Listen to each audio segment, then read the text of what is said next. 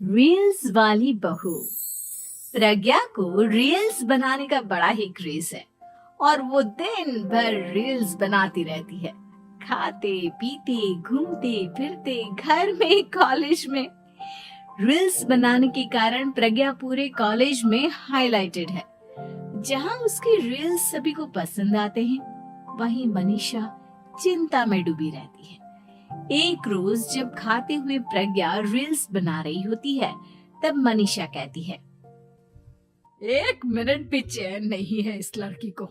ये नहीं कि खाना तो आराम से खा ले, लेकिन नहीं, अरे थोड़ी देर रील्स नहीं बनाओगी तो आसमान नहीं टूट पड़ेगा। अरे मम्मी, इसी को तो कहते हैं डिटर्मिनेशन। तुम नहीं समझोगी ये सब। हे भगवान, इस लड़की को सद्बुद्धि दे। जब देखो तब टेढ़ा बाका मुंह बनाती रहती है। मनीषा की बात का प्रज्ञा पर जरा भी असर नहीं होता और वो खाते खाते रील्स बनाती रहती है। दिन बीतने लगते हैं और देखते देखते प्रज्ञा का कॉलेज भी खत्म हो जाता है। आए दिन कोई ना कोई मनीषा को प्रज्ञा की शादी करवाने का सुझाव दे जाता है। सब ठीक ही कहते हैं, प्रज्ञा की शादी कर देनी चाहिए।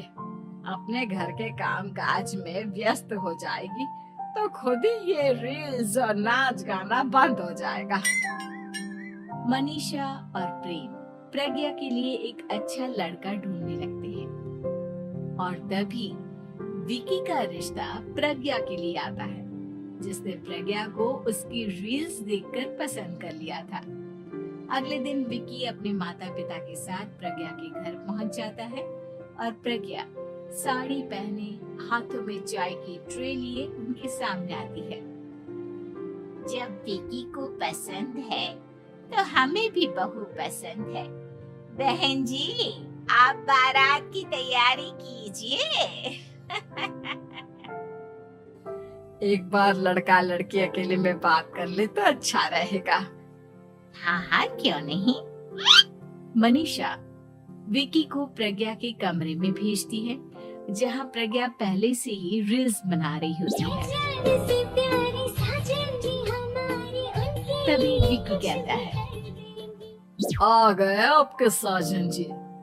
हमारे साथ ये रील्स कंप्लीट करती तो और भी अच्छा रहता।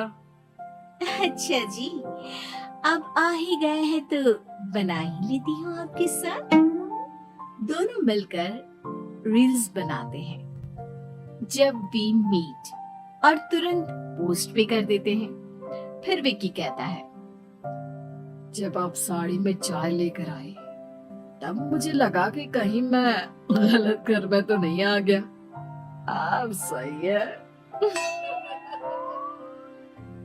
दोनों की शादी पक्की हो जाती है और शादी के दिन भी प्रज्ञा रील्स बनाने से चूकती नहीं। यहाँ तक कि बारात के समय भी नाचते हुए रील्स बनाती है।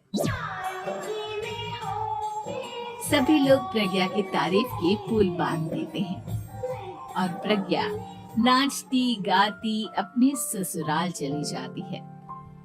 सब कुछ अच्छा चल रहा होता है। प्रज्ञा यहाँ भी दिन भर हर चीज की रील्स बनाती रहती है। लेकिन कुछ दिनों के बाद जब सुनीता कहती है, बहू, ये रील्स के साथ साथ कुछ काम भी कर लिया करो। वैसे तुझे और क्या क्या बनाना आता है? मम्मी जी, वैसे तो सब कहते हैं कि मैं सब कुछ अच्छा बनाती हूँ, लेकिन मुझे लगता है कि मैं मैगी अच्छा बना लेती हूँ। हाँ, कॉफी भी अच्छा बना लेती हूँ और मुंह तो सबसे अच्छा बना लेती हूँ। हैं? अच्छा अच्छा। सुनीता अपना माथा पकड़ लेती है और कहती है, बहू, कुछ खाना बनाना भी सीख लेती। मम्मी जी, मैं लंबी प्लानिंग कर रही हूँ। जल्दी ही मैं इतनी फेमस हो जाऊंगी कि मुझे पैसे मिलने लगेंगे। हम दोनों सास बहू राज करेंगे, राज। नौकर काम करेंगी और लोगों की तो लाइन लगेगी हमसे मिलने के लिए। तेरा दिमाग खराब हो गया है क्या बहू?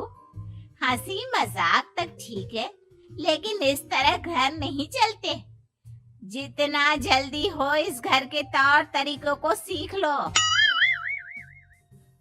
प्रज्ञा मुंह घुमाकर चली जाती है और तुरंत उसी वक्त एक रील बनाती है। ये देख सुनीता का गुस्सा 7वें आसमान पर चला जाता है और विक्की के घर आते ही सुनीता उसे सब कुछ बताती है। विक्की भी अब प्रज्ञा की इन हरकतों से परेशान हो जाता है। तुम टेंशन मत लो मम्मा, मैं देख लूंगा। विक्की कमरे में जाता है तो देखता है कि प्रज्ञा रील्स बना रही है। विक्की बड़े ही प्यार से प्रज्ञा से कहता है, प्रज्ञा, इन सब के लिए मैं तुम्हें मना नहीं कर रहा हूँ, लेकिन फिर भी हर वक्त तो ये अच्छा नहीं लगता ना। समझने की कोशिश करो, मुझे भी तुम्हारा थोड़ा वक्त चाहिए। मैं जब ऑफिस से आता हूँ तो मुझे समय देने की जगह इसी में लगे रहते हो। तुम ज्यादा ही सोच रहे हो। तुम भी मेरे साथ रील्स बनाओ ना, तुम्हें भी बहुत अच्छा लगेगा। तुम्हें इज्जत से कोई बात समझ में नहीं आती क्या? दिमाग खराब हो गया है तुम्हारा इस चकाचौंध से। अगर तुमने अपना रवैया नहीं बदला तो मैं तुमसे दूर चला जाऊंगा। तुम ही रिश्ता लेकर आए थे, मुझे लड़कों की कमी नहीं थी और ना आज है। विक्की दरवाजा पटक कर चला जाता है। धीरे धीरे विक्की प्रज्ञा से दूर होता जाता है। एक रोज मनीषा प्रज्ञा के ससुराल उससे मिलने जाती है। तब सुनीता उससे कहती है, बहन जी, अब आई है तो कुछ दिन यहाँ रहकर जाइएगा, आप ही का घर है। हाँ मम्मी, बहुत दिन हो गए तुम्हारे साथ एक भी रील नहीं बनाई मैंने। प्रज्ञा तुरंत अपने फोन में रील्स ऑन कर लेती है। ये सब मुझसे नहीं होगा। तेरा ये भूत अभी तक नहीं उतरा क्या? बहन जी, आप कुछ कहती नहीं क्या इसे? जब आप ही कुछ नहीं कर पाई तो मैं कर ही क्या सकती हूँ। सास तो वैसी ही बदनाम है। शाम को घर की लाइट चली जाती है और मनीषा प्रज्ञा से कहती है, मेरे घुटनों में बहुत दर्द हो रहा है, तू लाइट का कुछ इंतजाम करना बेटा। अच्छा, कैंडल जला देती हूँ मम्मा। प्रज्ञा गाते हुए कैंडल जलाती है और खिड़की के पर्दे के पास रख देती है। मनीषा, जिसे बहुत दर्द हो रहा है, वो सो जाती है और प्रज्ञा हमेशा की तरह अपनी रील्स में लग जाती है। उधर कैंडल की वजह से पर्दा आग पकड़ लेता है और मनीषा के कमरे में आग लग जाती है। बचाओ, कोई है, बचाओ। सभी भागते हैं और विकी कमरे की आग बुझाने में लग जाता है, लेकिन तब तक मनीषा आधी जल चुकी थी। मनीषा की हालत देख प्रज्ञा रोने लगती है। विकी मनीषा को तुरंत हॉस्पिटल ले जाता है और उसे एडमिट कराता है। विकी प्रज्ञा से कहता है, देख लिया ना, तुम्हारे इस नाच गाने की वजह से आज तुम्हारी माँ की जान जाते जाते रह गई। अब पता नहीं तुम और क्या चाहती हो। उधर डॉक्टर कहते हैं, इनकी हालत बहुत नाजुक है, आधे से ज्यादा जल चुकी है।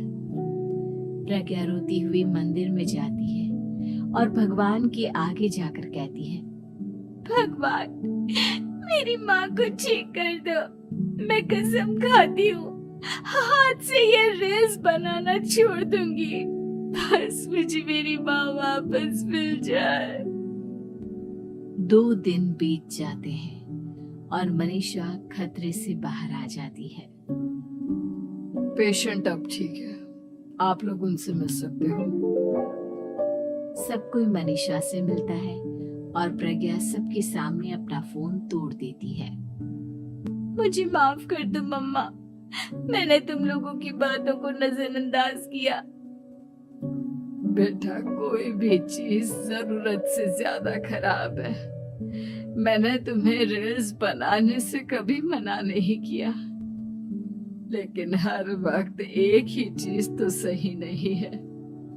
मैं समझ गई हूँ मम्मा, आई एम सॉरी।